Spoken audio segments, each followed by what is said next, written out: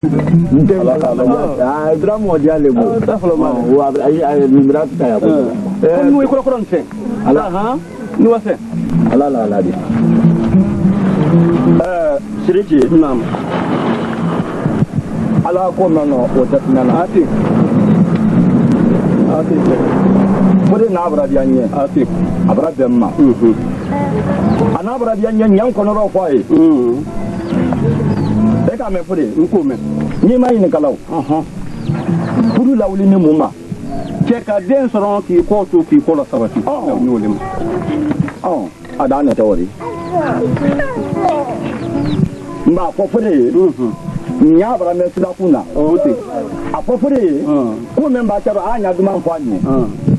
Nya abra me sida kuna. Osobe. Ele muto fudu santana ni ile muto bonkile kono. Ni mai ne kala wo nya ni mane kangoro turale na turata lawri te bana mbara bo te bana mbara kana te bana mbara mo bra janya cha ma fo de ye ko ni kurusi kuro na dangaro tala la o fanye dangaro juta na ta tora wote wote ne ke le kuma gbene ano ba ti bonta kanya wala so ngona ya ko sobe woni ni ko tekele ni de bero gbashi kara la ta tunya fanye wote nya le fida bo ngo da na la cha ene fida ju ba li ta mala ko sobe ni ma cha na ya tunya fanye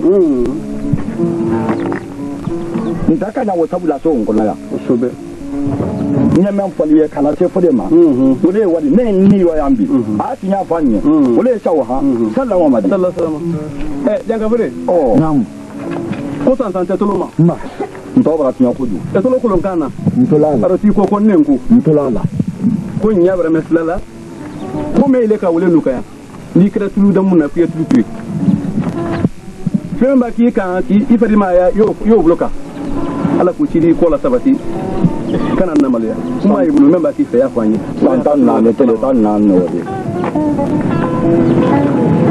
kuma yi bulu nurake Sidi Iba ka sikanyi ko do mwiti ni ka sikanya ila otiye nga fote ba kuma be la nya iko no nira ira kalula iba kule dia la tilela hele mbe dotaro ati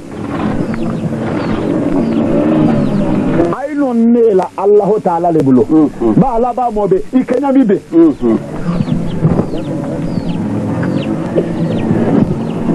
no te me fana suito amadami na nema akela ba nema boka sedele kuni lala alala ay no kamen fala ay no yilala le bulu sallallahu mamadi polo na mon cha kuma tiburo no nso kuma ro nye janka frije bi memba che kona chawo fo ba sama tali la mo ya kadu ma tali la ya mon cha robutu afofore arhani ma sa kana ambe fele ala kana ambe fele ala mo mo biano ala ka ambe solo ka andoma o ko nin chara aka adam ma dan ka baka anu dan ka ambe dan tincha ka sabu dan ka dan amma o tinya di kam sota ka dalema kam sota ka dilema kam sota ka dinema o ko nin chara den ta so nam solo da atini atem sokula muso ya ko ati e ko famu ala ka ko saba dan dunya kono ati ke la kuma ka di kuju ebra kaniye furu baklenya o tinya di cha kalin to ko nyo hene furu to ko jigi baklenya to kwale to ko nin kedi o tinya di cha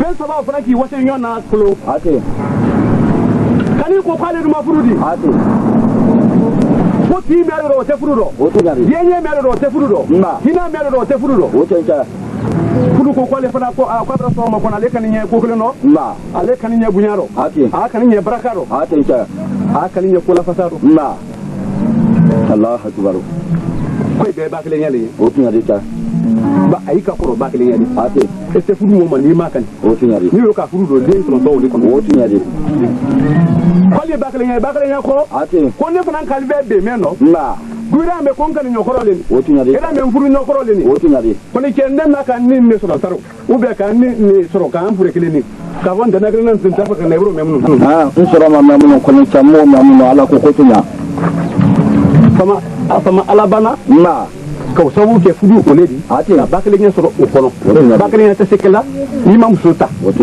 sababu muso min na la bɛrɛ b'o fudu la ni muso fɔlɔ ma fudu k'i ye tɛ a kɛ fila de a ye ko la sabati n'i ma muso ta i b'i cɛ bɛɛ ɲɛ n'i ka muso ta i ni cɛ lura ka ɲa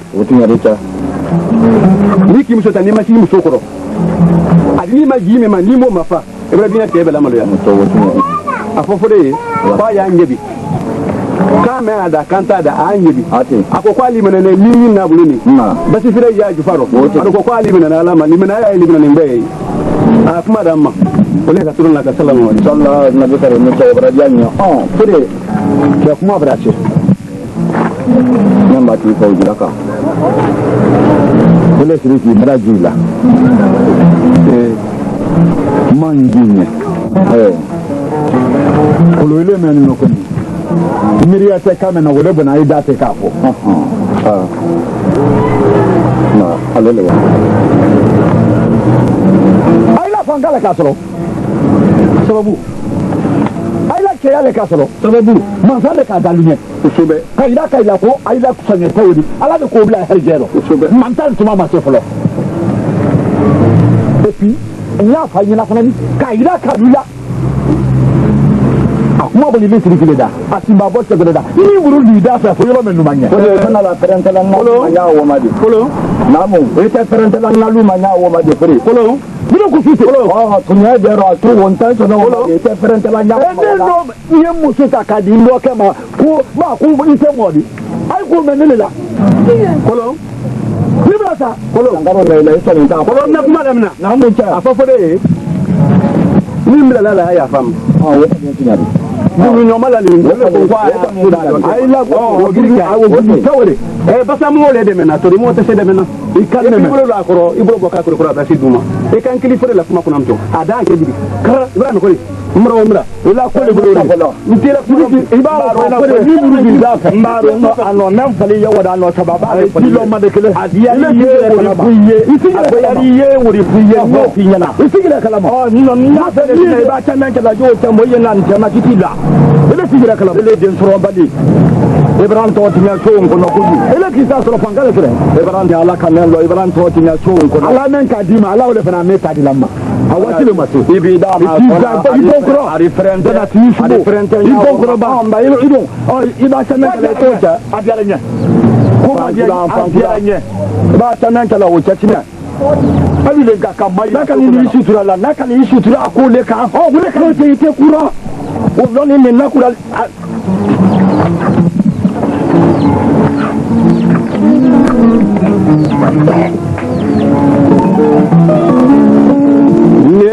Luka kunete denwolo Luka kunete denwolo Bari Luka kunete denwolo Nebarake mo fe mo di nyanyana Mbarake wiya fala di benyana Nebarake kele na mo di nyanyana Wiya tene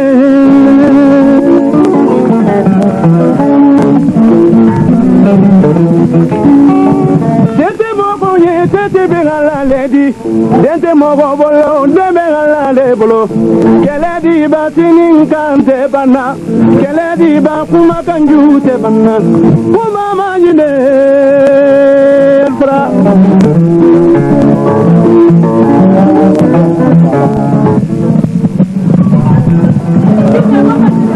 kele na muso kele wile bonkono masar hamma ne dendi ne luma anti ala naka ni yoro memo furu la mala nti naka namala la khabadan la bala mina morla da sukoni alhamdulillah tuma da kam maslaburi ari kam maslabu bari ba nyero memo tin maran sikuke ni no son bebra lana sigi bara kuma kulu mera kuma konte modi nga ira ka ile alale Johnson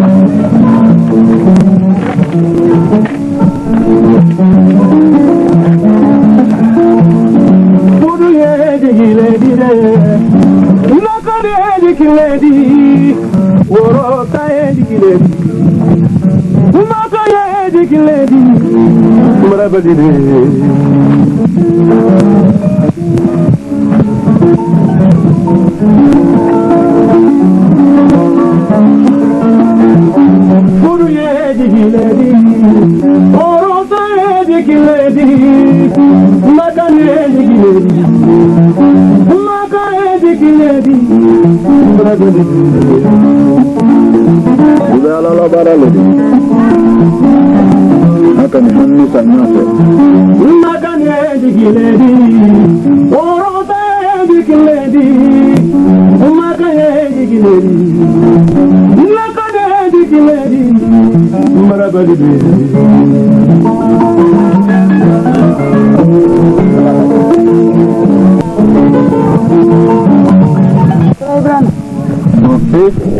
Ma no al nakani ma Kalati. Oh oui.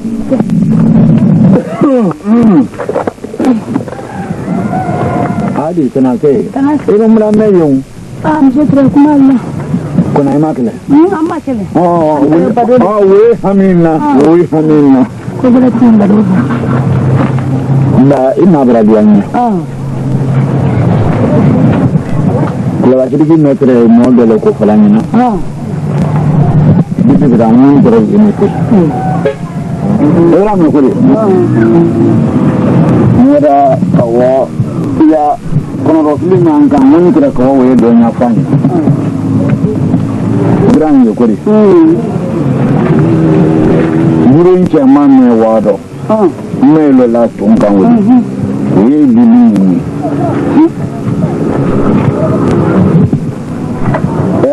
Nang mangan lo mulole. Ma ma sa sise. Kadi kana beba ma fok. Ye nye bana le karote. Ya banku dani me bulo no. Ya tibila wole kono. Kani bisa tolo monyo kile. Ka ba ka kurum tisen wala ta ka laka. Ka julu ma bo wudu duro. Ka ba ya ni ye tibila. Aba tibila ka mo body. Ile ni nefla la dona ke ka ko soro la muso ka ko soro la Allo. koni kanana la akuno karote de Ninda sila. ni ta tilaka kare mutakala Allo.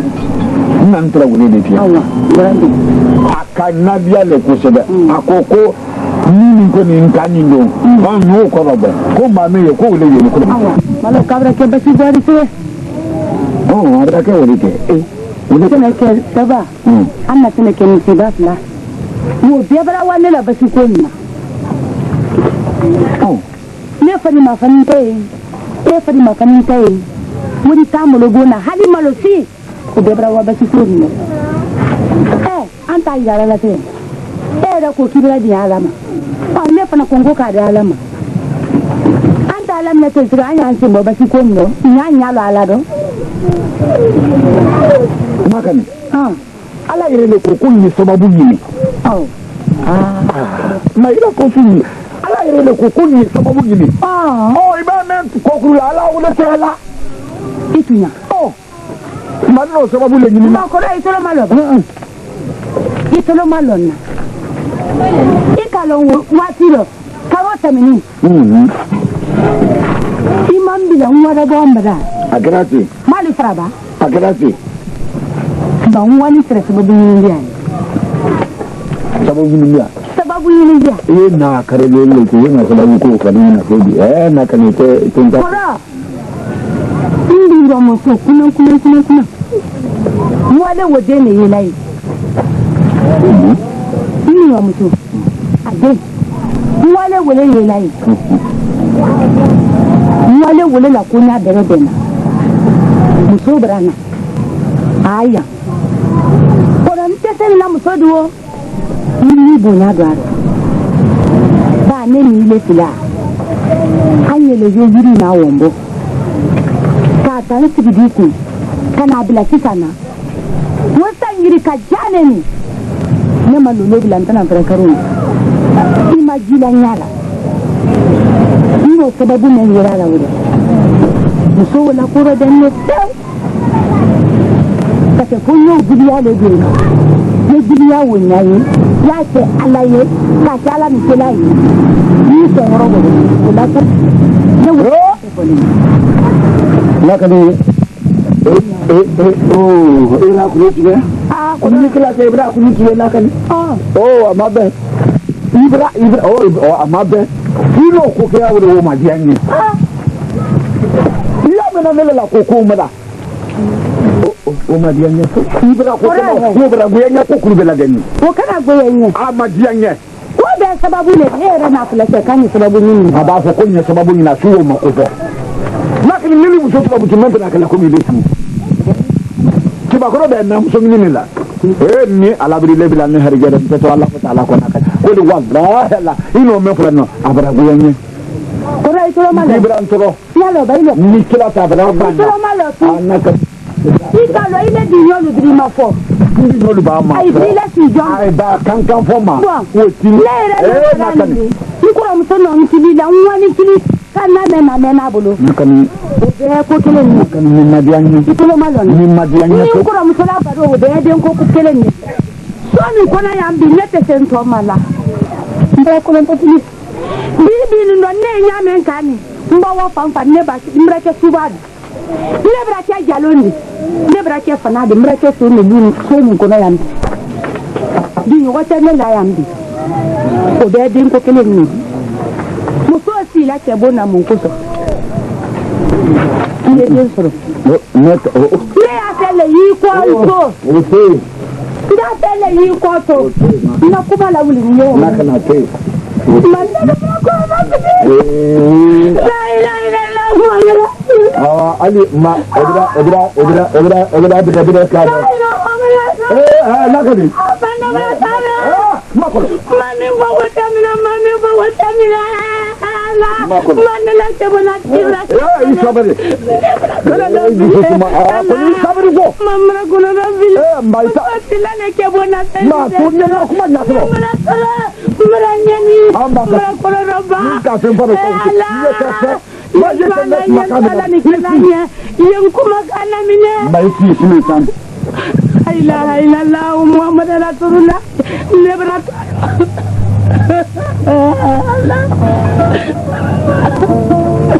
la ilaha alumama mukolo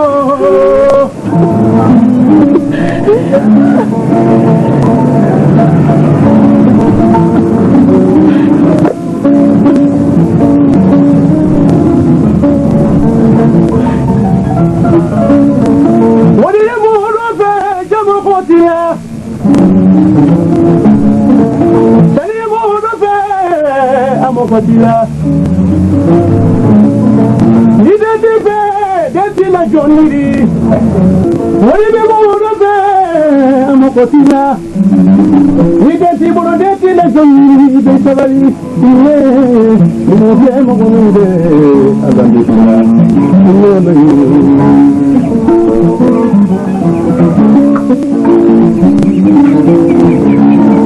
Nejuluka Kunyete Demolo Siyoruka Kote Demolo Morinuka Konete Demolo Nevarake Suba Mutu di Diabolo Mbarake Wiapa di Benyamos Nevarake Mutu Moline Julia Etele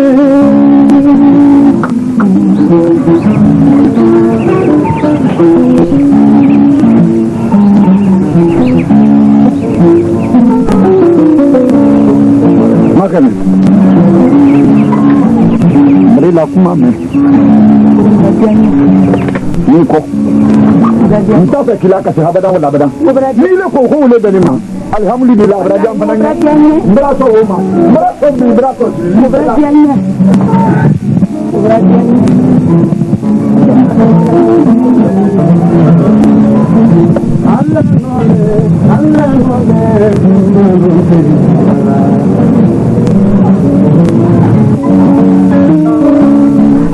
Nejuka kunete kela fenni Diyonuka kote kela fenni Marenuka kunete kela fenni Ewarake suba musu di bebulo Nubarage Puyela Digo, never get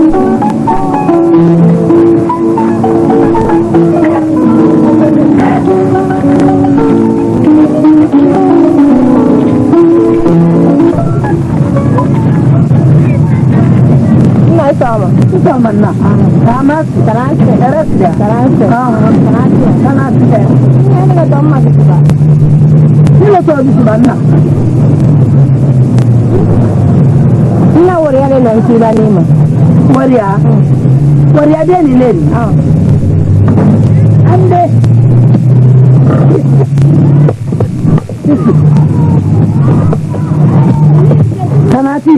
Tanati nala. Nela to ko disu. Pa disu. Ko se.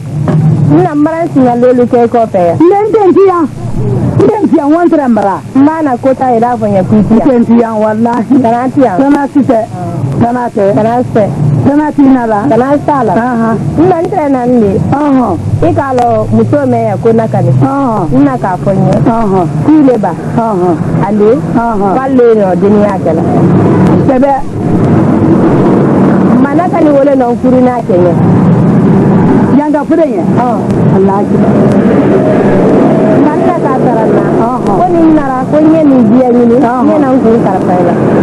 Me karfana lande intrena ni obulele ma. Obula dia nyende. De karfana la. Tanati nala. Tanasala.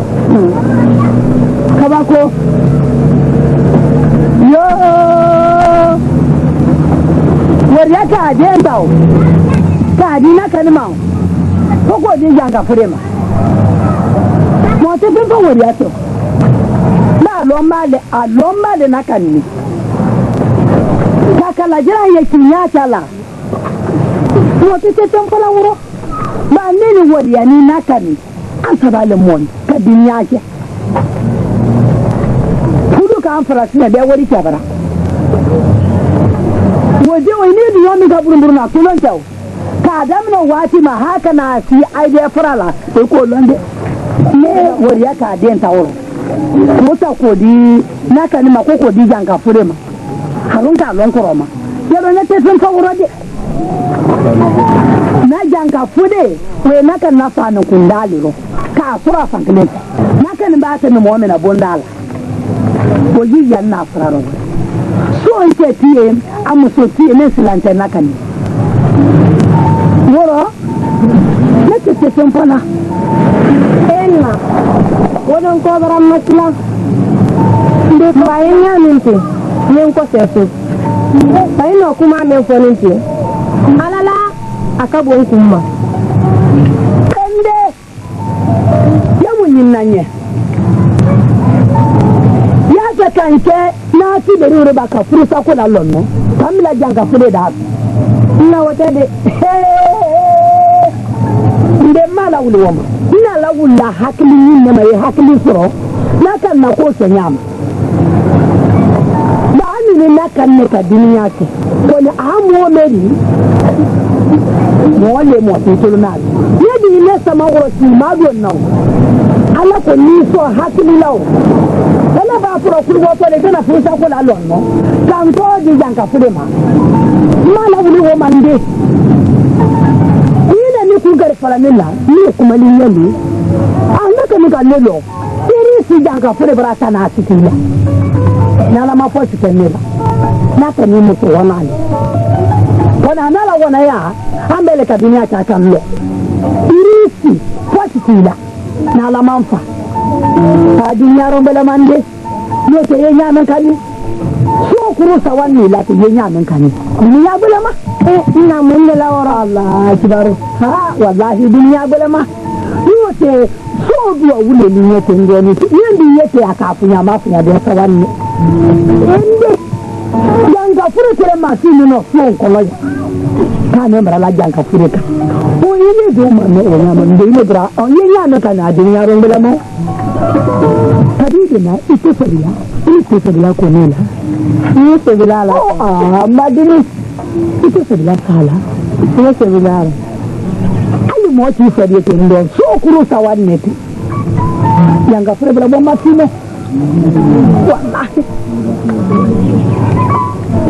nina me fura da mina follow me nyaka nako ika atila ko ta to no aka se to no ni se wana da mina follow me nyaka ni ma su ma antibi to ibrabo seni ya da mu bi ko ni kile so ya da mu yon ko lali yon ko tini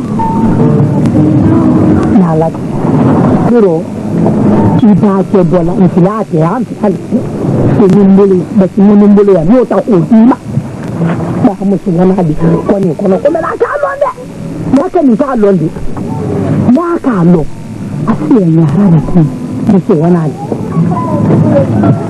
di mai ni semrane ko ni filahe bidu mo sita menna manye wa ambe sini alle wodi ni kuna awa ambe sini awa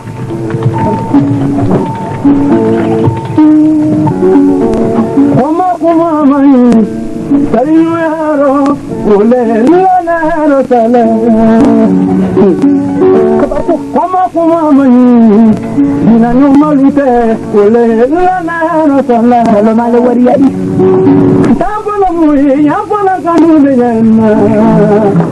kuma moko wale ko de sala ya kinyo ni kinyo lo sende Nakal. Panala dia misi jangka pura-pura. Abang kurang ada. Misi jangka pura-pura. Jangka abang kamera buat mati no.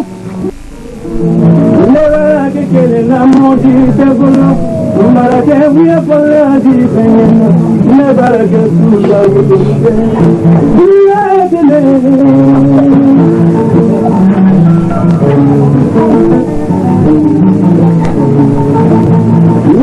Somba ko di debolo mbarake wiya faya di dia mbarake mo ke bonde mbarake wanka do bra men dede mala wani tapani ma yoro lon ala pon danga ko nda fi mo ibe ma bodi mala wani tampa ilo tu bra men pon du de bravo Tuan, mana tuan? Kau macam di mana tidur lambri mau kau nufuni yang tu lambra kau nurusi. Antara barulah. Kiri berapa? Merasa. Betul lah bang ini ni.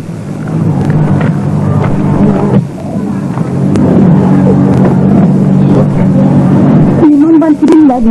Sani jam tu nanti lah lagi. Itu siapa? Anda. Kau berapa? Ini. Muda dua channel muda. Dedi amba radio la isi yike makona bana se iya mainika wuro tan min kila do wuro tan de kandela do ide ko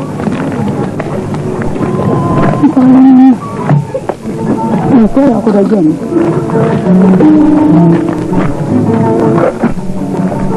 como no se lo hago a mamá y ko ko ni ko ni le ki ko di ala ko no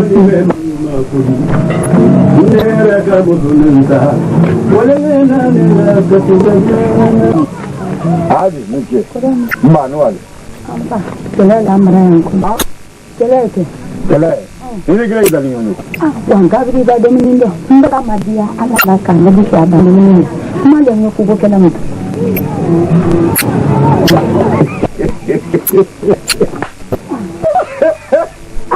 Oh. Ika longkaka meka eleka ndasara. Ijura. Kodi.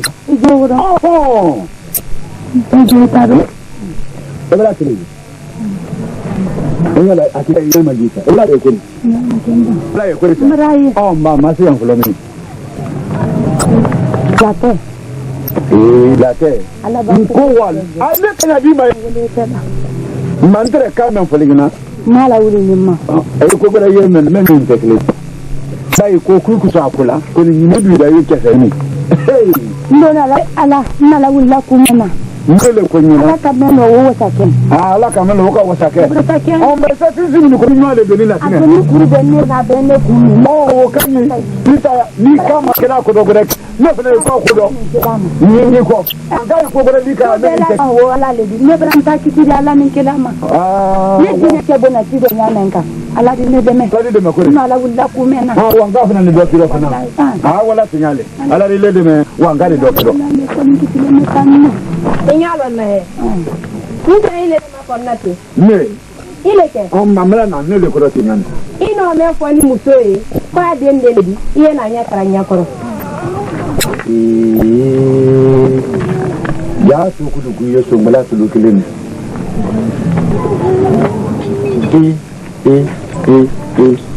Safa. Ile na fula nengi. Wanka.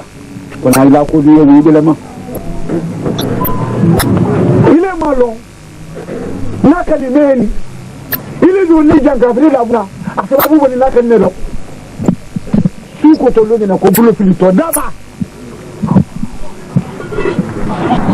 Kaile ta kaila ne kan ko menal naka ni.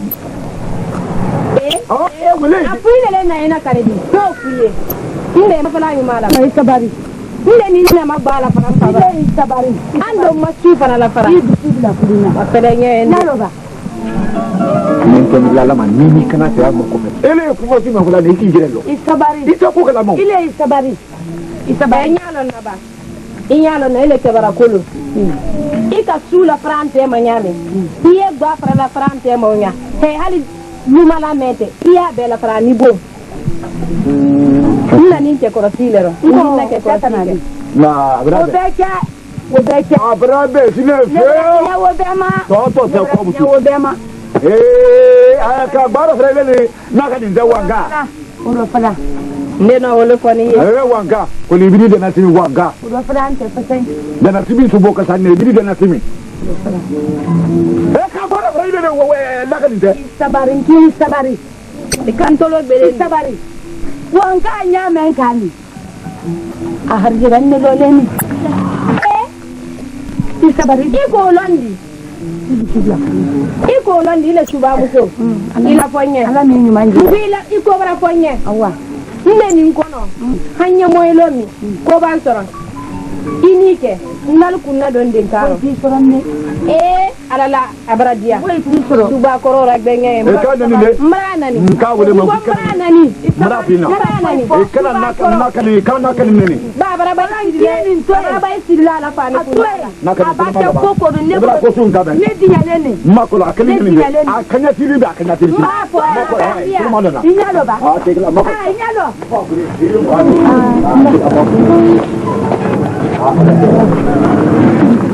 Makolo. Acha ala. Makolo hakika. Sabari sang dia sabara acha ala yala me di tubla kuna. Mbakolo do filini. Lamso. Ito ne bona ni ma ce ta le gorman to wani sarana. Kun do musu na ce. Mama uya fo. Mama uya fo ka tole fo. Mama uya fo so. Nye ko me no mra. Sila mbara jila. Mra bada ko yanya. Bra ba ka yene bada me ni. Ni mra bla. Ya sa umma sa. Ma ka ni. Ni ndo be ni la. Ko te la wuli la. Ni ndo do ni ni ale. Mra mso ha ka tole. Ni ko me na te ta ko kala. Ya me njeni ni da fa de wanga. Ma ka ni ke no so babu de ko wa ni. Ako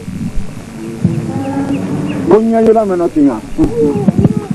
Ngala na ko ka ni na nyi we ka tue. Ko ni kai bola nyi nda ka fo. Mra mso o masila ne de. Abra na kwa yedo ne ke kwa ta do ne ke. Naka ni no we kwa na na ko ndiri le ma ko na nte. Ile ndiri le ma ko na nte. Afa su ka ni. Mra bla o ko nya ma ko ni. Ka wuli ni ko te yusu se jiba bato. Ai dai sabari. Mra mso ni ala ka ni ya ko tel. Ido muso tin ne di. Bra da ni ko. Amana mana kuma kelen ta fe kame. Nga foto. Ala ni ke naka ni mbe ni la. Abidi kula mbo ni ni mladia. O je ni ma. Naka ni. Bai ko kuri se kula. Ni gambi. Ni mo ka lo me ni. Ifi ma jala wole. Fiu.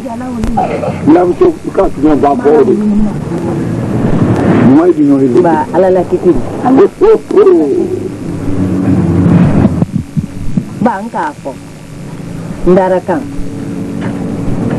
Ma sen yaro. Kono dina do yaro.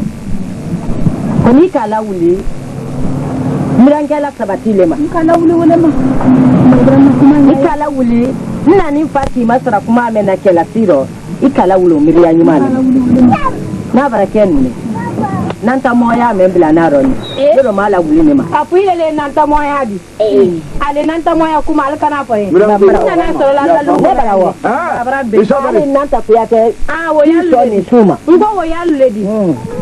Ele sabere. Ni mbana kuma la sen ni dom so la wima.